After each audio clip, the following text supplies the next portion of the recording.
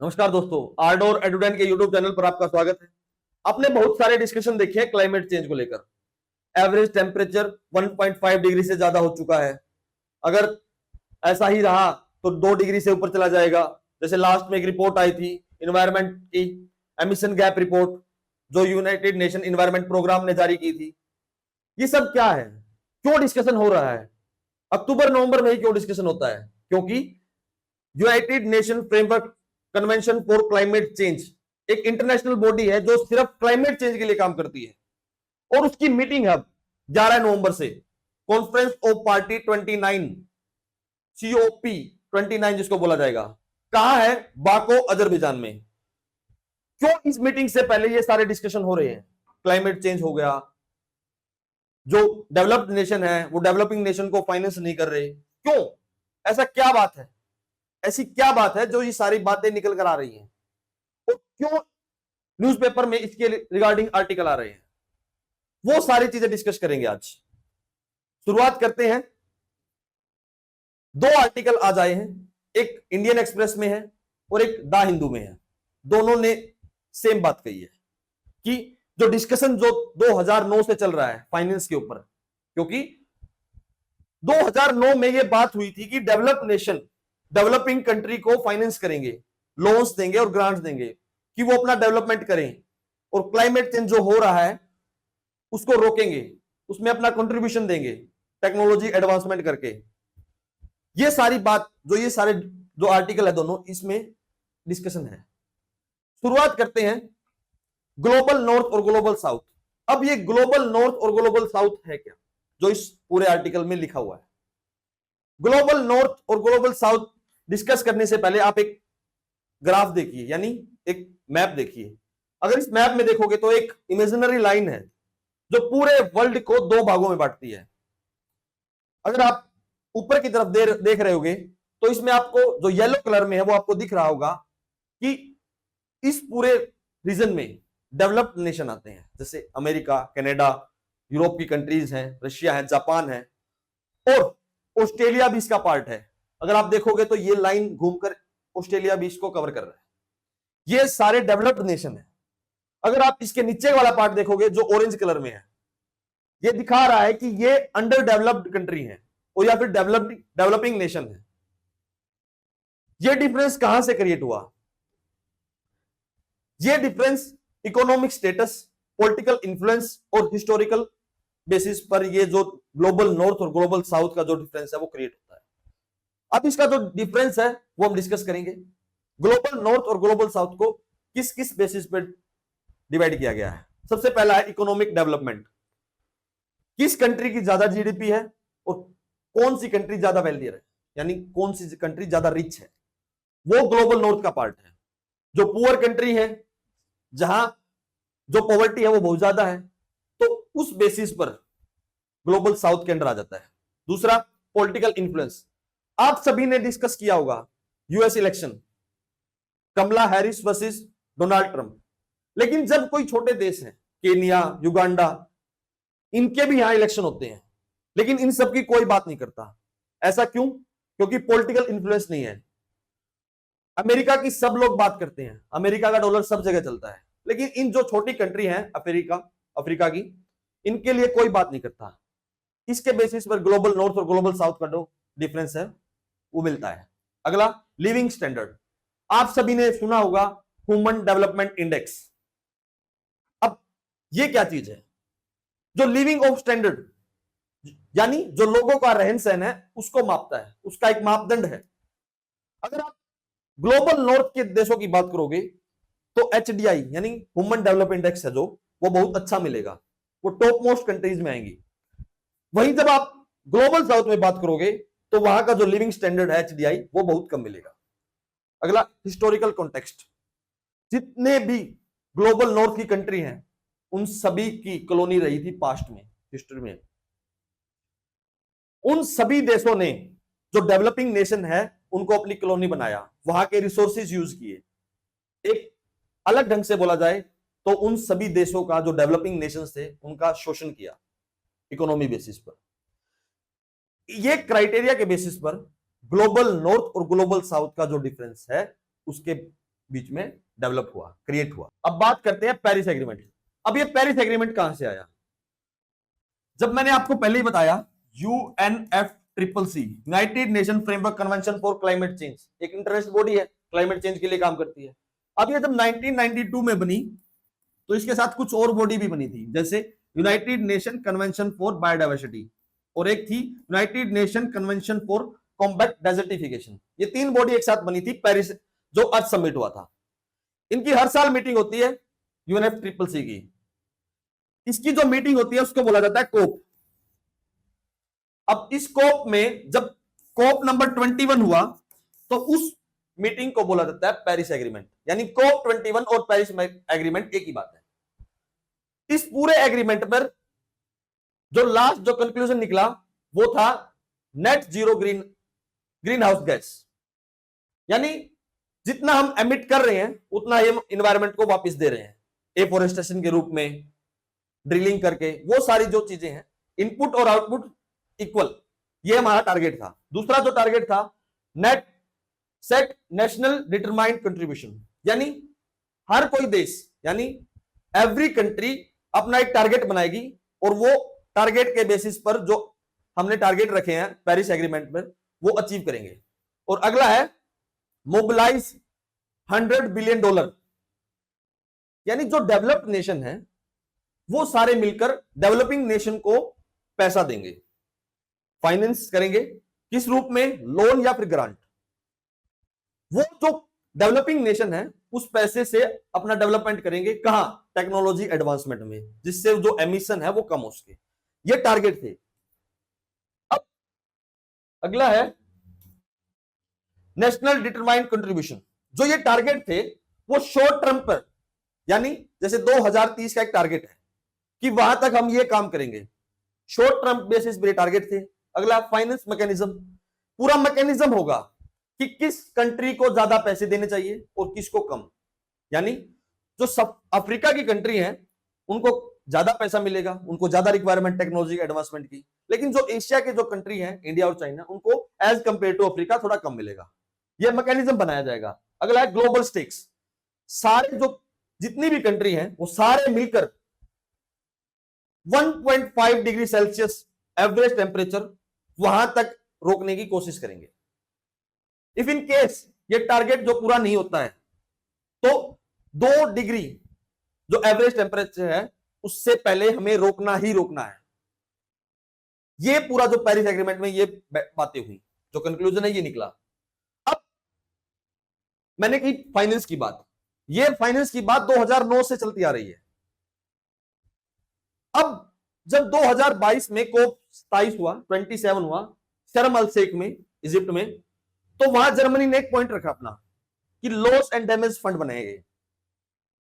उस फंड के बेसिस पर हम जो डेवलपिंग नेशन है उसकी हेल्प होगी और जो एमिशन है उसमें गिरावट आएगी। ये पूरा टारगेट रहा। अब 27 के क्या टारगेट थे? लॉस एंड डैमेज फंड बनाया जाएगा, ग्लोबल स्टॉक टेक है कि 1.5 डिग्री एवरेज टेम्परेचर है उसको रोकना ही रोकना है। और अगला है क्लाइमेट फाइनेंस कमेटी, एक कमेटी बनाएंगे, जो मैकेनिज्म था उस मैकेनिज्म को अप्लाई करेंगे कमेटी के रूप में कि किस देश को क्या पैसा मिलना चाहिए। अब आते हैं ग्लोबल साउथ की प्रॉब्लम्स क्या है, क्योंकि जो इवेंट्स हैं, क्योंकि जो क्लाइमेट चेंज का जो इफेक्ट है वो ग्लोबल साउथ में ही दिखता है। 4 मेन प्रॉब्लम है। पहला एक्सट्रीम वेदर इवेंट, दूसरा फूड सिक्योरिटी थ्रेट, तीसरा हेल्थ रिस्क, और फोर्थ जो रिलेटेड नहीं है लेकिन डिपेंडेंट है, माइग्रेशन एंड डिस्प्लेसमेंट। ये 4 कारण मिलकर जो ग्लोबल साउथ है उसकी प्रॉब्लम को बढ़ा रहे हैं। अब कौन कौन से हैं डिस्कस करेंगे, एक्सप्लेन करेंगे इसको पूरा। एक्सट्रीम वेदर इवेंट, अब आपने जितने भी वेदर इवेंट देखे होंगे वो ट्रॉपिक्स के रीजन में देखा होगा। ट्रॉपिक्स का मतलब ट्रॉपिक ऑफ कैंसर यानी 23.5 डिग्री नॉर्थ लैटिट्यूड और 23.5 degree latitude south tropic of Capricorn, कर्क रेखा और मकर रेखा। इन दोनों रेखाओं के बीच में जो कंट्री आती है उनके अंदर यानी ज्यादा क्लाइमेट चेंज के इफेक्ट दिखते हैं, एक्सट्रीम वेदर इवेंट दिखता है।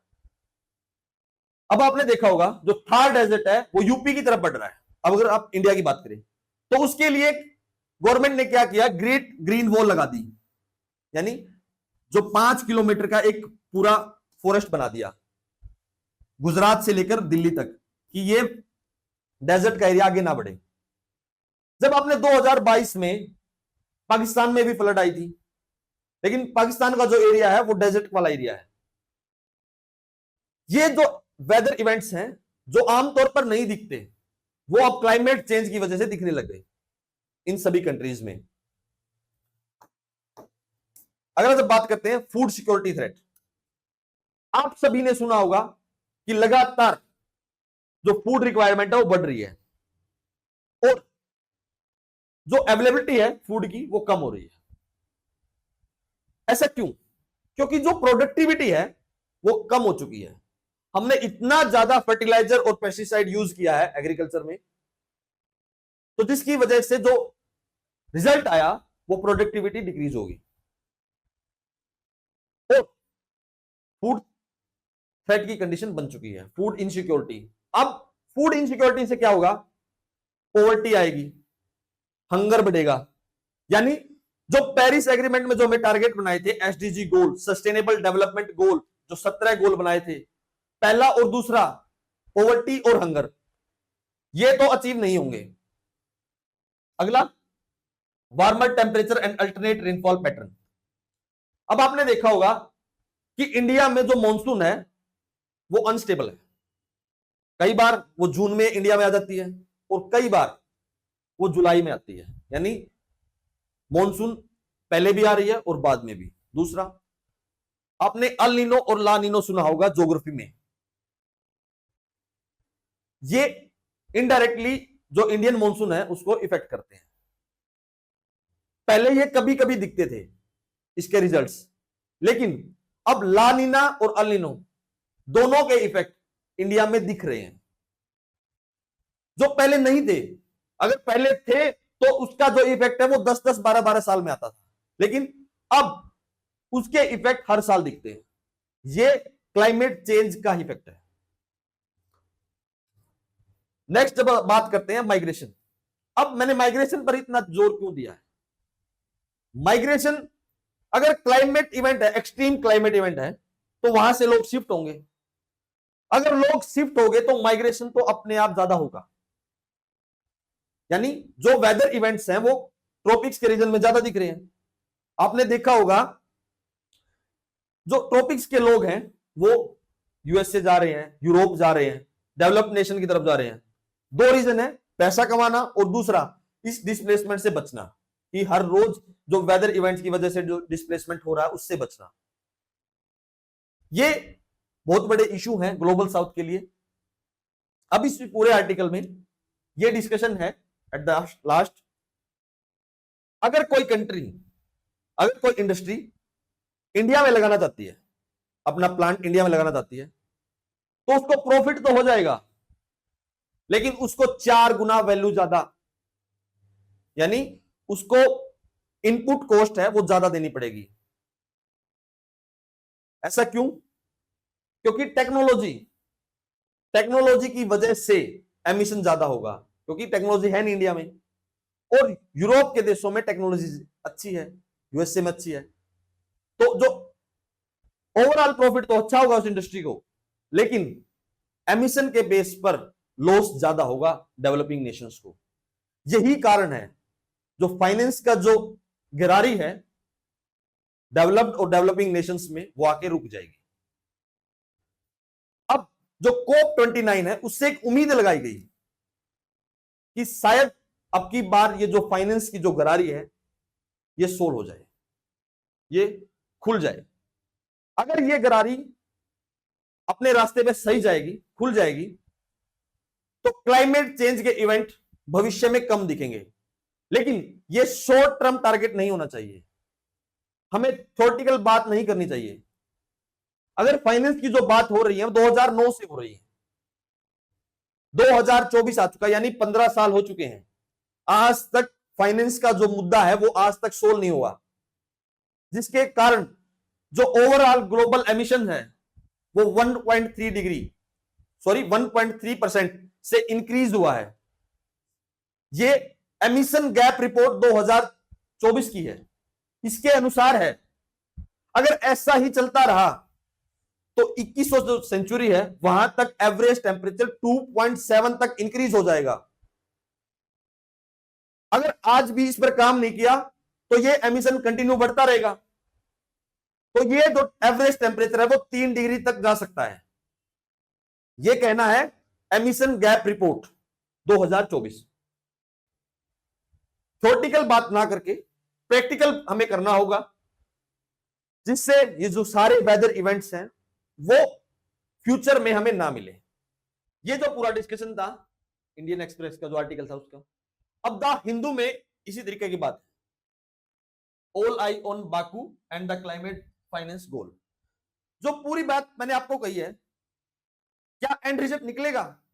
जो पूरी जो एक्सपेक्टेशन लगा रखी है पूरे वर्ल्ड ने कि ग्लोबल नॉर्थ ग्लोबल साउथ को पैसे देगा, उस पैसे से क्या ग्लोबल साउथ डेवलपमेंट करेगा? जो ये बात है ये 11 तारीख से डिस्कशन होना शुरू होगा इस बात पर। इस पूरे आर्टिकल में अगर ऐसा होगा, फाइनेंस हमें मिल जाता है, तो ग्लोबल साउथ की जो कंट्री है उनको प्रैक्टिकल बेसिस पर इस पर काम करने की जरूरत है। तभी हम जो क्लाइमेट चेंज के एक्सट्रीम क्लाइमेट चेंज के वेदर इवेंट्स हैं उनको रोक पाएंगे और क्लाइमेट चेंज को रोक पाएंगे। जो एमिशन है उसको कम करना होगा। देखते हैं क्या डिस्कशन निकलेगा, क्या एंड रिजल्ट निकलेगा। आर्डोर एडुडेन के यूट्यूब चैनल पर जब इसका पूरा रिजल्ट निकलेगा वो आपके साथ डिस्कस फिर से करेंगे। थैंक्स टू ऑल, धन्यवाद and please subscribe to Ardor.